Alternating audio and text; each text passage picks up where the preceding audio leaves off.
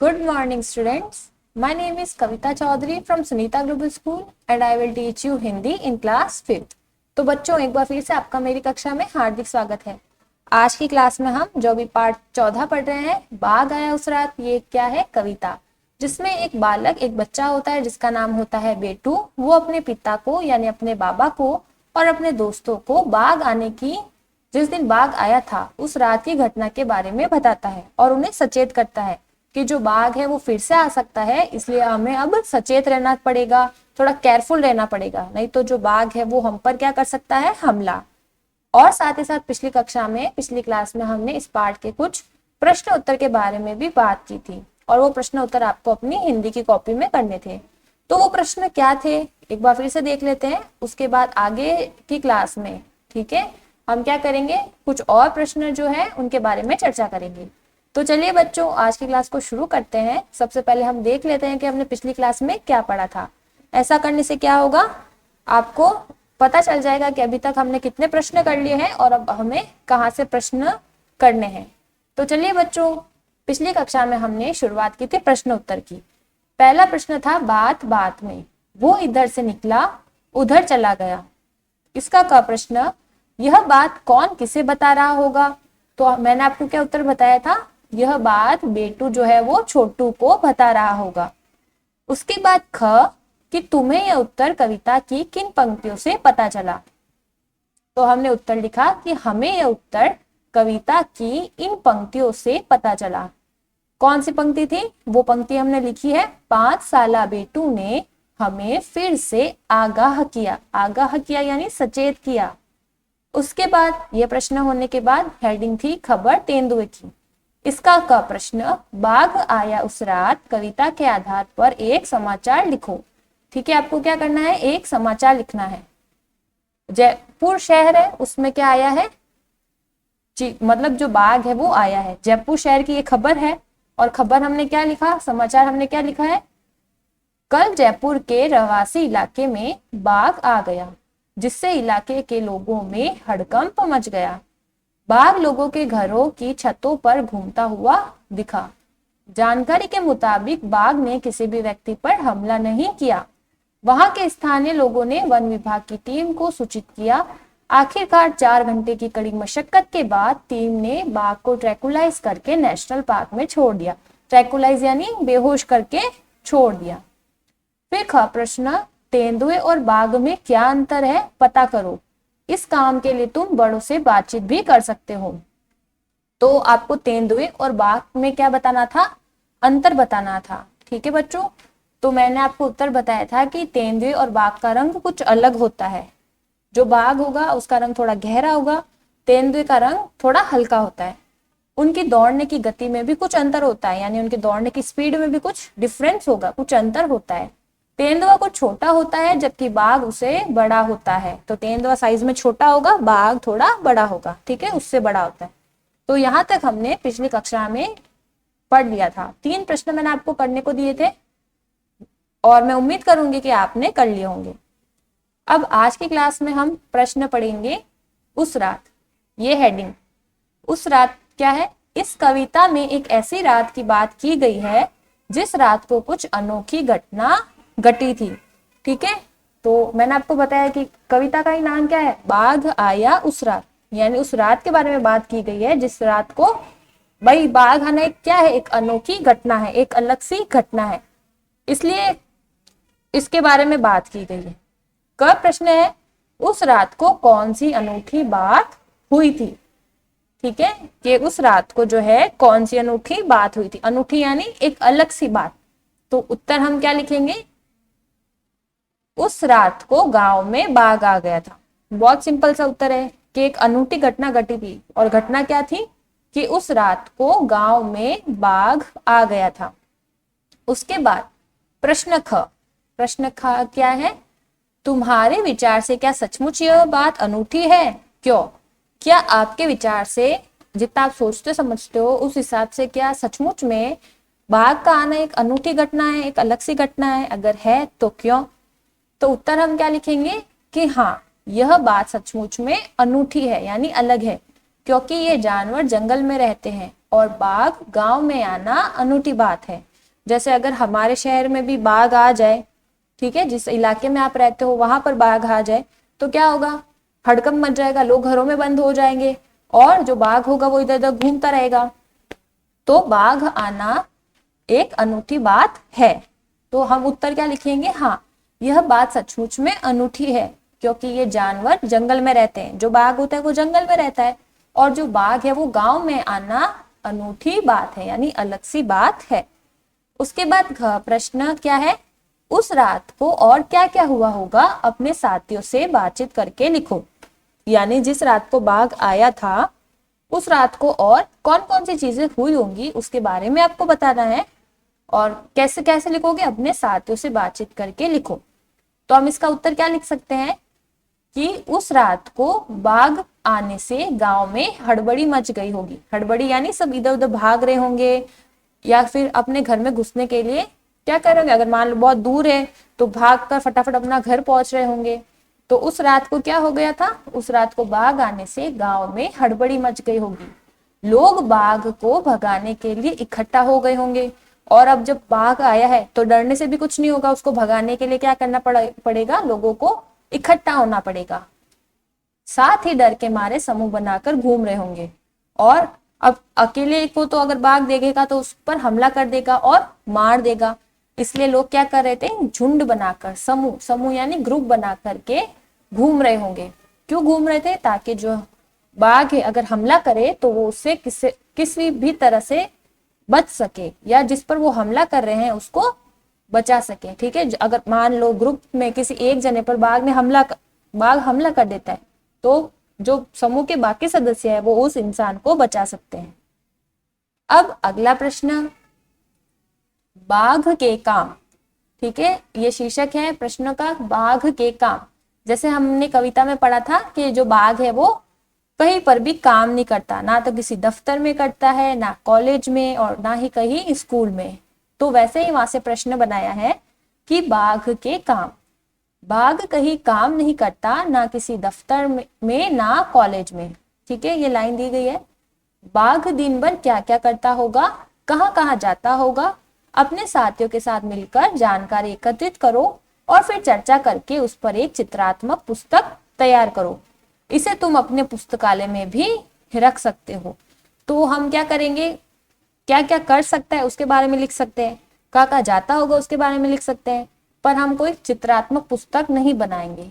ठीक है, कोई भी चित्रात्मक पुस्तक हमको नहीं बनानी है। हम सिर्फ क्या करेंगे, ये लिख सकते हैं कि जो बाघ है वो क्या क्या कर सकता है, कहाँ कहाँ पे जाता होगा, उसके बारे में हम लिख सकते हैं। तो देखो बच्चों, उत्तर हम क्या लिखेंगे, बाघ दिन भर जंगल में घूमता रहता होगा। ठीक है, तो बाघ का काम क्या है, अब वो जंगल में रहता है तो जंगल में क्या करेगा, घूमता रहेगा और शिकार करता होगा। और बाघ का काम ही क्या है, शिकार करना, किसी दूसरे जानवर को मार देना। वह जंगल के साथ साथ पहाड़ों, झरनों तथा नदी पर जाता होगा। और कहाँ कहाँ पर घूमता होगा, वो कौन कौन सी जगहों पर जाता होगा, वह जंगल के साथ साथ पहाड़ों पर, झरनों पर तथा नदी पर जाता होगा। ठीक है, अब अगला प्रश्न क्या है उसके बारे में बात करते हैं। अगला प्रश्न है आंखें फैलाकर। ठीक है, प्रश्न है जिसमें शीर्षक क्या है प्रश्न का, आंखें फैलाकर। वो इधर से निकला उधर चला गया, वो आंखें फैलाकर बतला रहा था। ठीक है, लाइन क्या है, अपन ने सबसे पहले पोयम में शुरुआत में लाइन पढ़ी थी कि वो इधर से निकला उधर चला गया, वो आंखें फैलाकर बतला रहा था। नीचे आंख से जुड़े कुछ और मुहावरे दिए हैं, वाक्यों में इनका इस्तेमाल करो। ठीक है, यहाँ मुहावरे हैं कुछ, जैसे कि आंख लगना, क्या है, आंख लगना, आंख दिखाना, आंख मूंदना, आंख बचाना, आंखें भर आना और सिर आंखों पर बैठाना। क्या क्या है, आंख लगाना है, आंख दिखाना, आंख मूंदना, आंख बचाना, आंखें भर आना और सिर आंखों पर बैठाना। अब आपको क्या करना है, इनको वाक्यों में इस्तेमाल करना है। इन मुहावरों को वाक्य बोलते समय इस्तेमाल करना है। तो देखो किस तरह से इसका उत्तर लिखेंगे हम। तो आपको पहले क्या लिखना है, हेडिंग, फिर प्रश्न की जो लाइन है वो इधर से निकला उधर से चला गया, वो आंखें फैलाकर बतला रहा था। अब पहला है आंख लगाना, सॉरी बच्चों क्या है, आंख लगना। क्या दिया हुआ है, आंख लगना। आंख लगना यानी कि नींद आना, जैसे हम बोलते हैं मेरी तो आंख लग गई, यानी कि नींद आ गई। अब वाक्य प्रयोग क्या कर सकते हैं, सेंटेंस में इसका यूज कैसे करेंगे, कहानी सुनते सुनते विनीता की आंख लग गई। यानी जो विनीता नाम की लड़की है वो कहानी सुन रही थी और सुनते सुनते उसे नींद आ गई। ठीक है, पर वाक्य में प्रयोग करना है मुहावरे का, तो हम लिखेंगे कहानी सुनते सुनते विनीता की आंख लग गई। उसके बाद दूसरा, आंख दिखाना। आंख दिखाना यानी डराना। ठीक है, जैसे हम बोलते हैं ना उसने मुझे आंख दिखाई, यानी कि मुझे डराया। अब डराना, अब इस वाक्य का प्रयोग कैसे करेंगे, माँ ने बच्चे को गलती करने पर आंख दिखाई। यानी जब बच्चे ने गलती की तो माँ ने बच्चे को डराया। किससे डराया, आंख दिखा करके। फिर तीसरा है आंख मूंदना। आंख मूंदना यानी ध्यान ना देना। हम और वाक्य प्रयोग क्या हो जाएगा, हमें गलत काम को देखकर आंखें नहीं मूंदनी चाहिए बल्कि उन्हें रोकना चाहिए। यानी जब गलत काम हो रहा है तो उस पर ध्यान ना देना, ऐसा नहीं करना है बल्कि उसे रोकना है। उसके बाद चौथा क्या है मुहावरा, आंख बचाना। आंख बचाना का अर्थ होता है नजरें ना मिलाना। जैसे हम बोलते हैं ना वो मुझसे आंख बचाकर चल रहा था, यानी मुझसे नजरें नहीं मिला रहा था। अब वाक्य प्रयोग हम क्या करेंगे, उधार के रुपए लौटाने के डर से मनोज आंखें बचाकर निकल रहा था। तो जैसे हम किससे आंखें बचाते कि कोई हमें देख ना ले, या अगर हमें किसी को नजरअंदाज करना है यानी उसे देखकर भी नहीं देखा, उसे ऐसा बताना है कि मैंने तुझे देखा ही नहीं है। तो वैसे ही जो मनोज है ना, उसने किसी से उधार लिया था पैसा और उसको चुकाने थे, तो उसको, जिस इंसान से उसने पैसे लिए उसको क्या कर रहा है, देखकर भी अनदेखा कर रहा है। तो वाक्य प्रयोग क्या हो जाएगा, उधार के रुपए लौटाने के डर से मनोज आंखें बचाकर निकल रहा था। अब उसके बाद पांचवा मुहावरा, आंखें भर आना।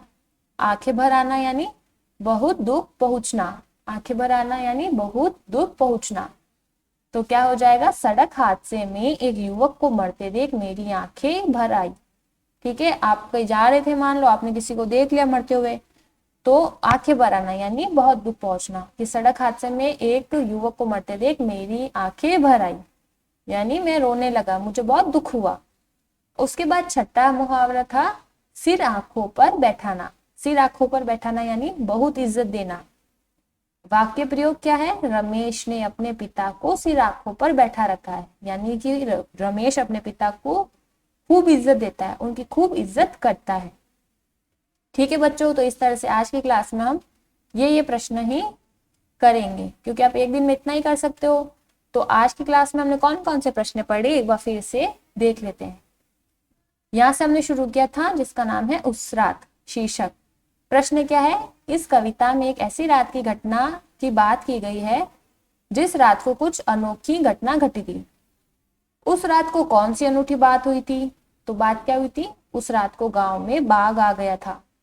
फिर ख, तुम्हारे विचार से क्या यह बात सचमुच अनूठी है, अगर है तो क्यों।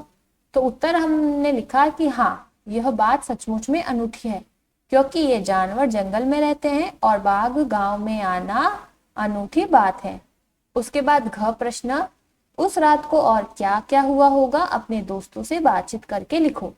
तो हम लिखेंगे उस रात को बाघ आने से गांव में हड़बड़ी मच गई होगी। ठीक है, यानी लोग इधर उधर भागने लगे होंगे, लोग बाघ को भगाने के लिए इकट्ठा हो गए होंगे, साथ ही डर के मारे समूह बनाकर घूम रहे होंगे। समूह बनाकर यानी झुंड बनाकर। उसके बाद बाघ के काम, क्या क्या हो सकते बाघ के काम, बाघ कई काम नहीं करता, ना किसी दफ्तर में ना कॉलेज में। तो बाघ दिन भर क्या क्या करता होगा, कहाँ कहाँ पर जाता होगा, अपने साथियों के साथ मिलकर के जानकारी एकत्रित करो। तो उत्तर क्या होगा, बाघ दिन भर जंगल में घूमता रहता होगा और शिकार करता होगा। शिकार यानी दूसरे जानवर को मार करके खा जाता होगा। और वह जंगल के साथ साथ पहाड़ों, झरनों, झरनों यानी जो झरना बहता है उसे कहते हैं, जैसे पहाड़ों से पानी आ रहा है उसे कहते हैं झरना, और तथा नदी पर जाता होगा। फिर है आंखें फैलाकर। इसमें प्रश्न में क्या पूछा गया है, मुहावरे पूछे गए थे। वो इधर से निकला उधर से चला गया, वो आंखें फैलाकर बतला रहा था। नीचे आंख से जुड़े कुछ और मुहावरे दिए गए हैं, वाक्यों में इनका इस्तेमाल करो। तो पहला है आंख लगना। ठीक है बच्चों, आंख लगना यानी नींद आना। कहानी सुनते सुनते विनीता की आंख लग गई। फिर दूसरा आंख दिखाना यानी डराना। माँ ने बच्चे को गलती करने पर आंख दिखाई। फिर है आंख मूंदना यानी ध्यान ना देना। हमें गलत काम को देखकर आंखें नहीं मूंदनी चाहिए बल्कि उन्हें रोकना चाहिए। फिर चौथा है आंख बचाना यानी नजरें ना मिलाना। उधार के रुपए लौटाने के डर से मनोज आंखें बचाकर निकल रहा था। फिर पांचवा है आंखें भर आना यानी बहुत दुख पहुंचना। सड़क हादसे में एक युवक को मरते देख मेरी आंखें भर आई। और छठा है सिर आंखों पर बैठाना। सिर आंखों पर बैठाना यानी बहुत इज्जत देना। रमेश ने अपने पिता को सिर आंखों पर बैठा रखा है। ठीक है बच्चों, तो इस तरह से आज की क्लास में हमने ये प्रश्न किए हैं और मैं आशा करूंगी कि जो प्रश्न मैंने आपको समझाए हैं वो आप अच्छी तरह से समझे हो और साथ ही साथ इन प्रश्नों को आपको किस तरह से अपनी कॉपी में करना है वो भी आपको समझ आ गया है। किस तरह से, जैसा कि मैंने आपको ये पीडीएफ सेंड करूंगी, वैसा का वैसा काम आपको अपनी हिंदी की कॉपी में करना है। और काम कैसा करोगे, एकदम स्वच्छ, अच्छा, यानी आपकी जो राइटिंग होनी चाहिए एकदम साफ होनी चाहिए, एकदम सुंदर होनी चाहिए। तो इस तरह से अभी तक हमने ये प्रश्न किए हैं और जो बाकी के प्रश्न हैं वो हम अपनी नेक्स्ट क्लास में करेंगे। तो आज की क्लास में इतना ही बच्चों, मिलते हैं अगली क्लास में, तब तक के लिए धन्यवाद।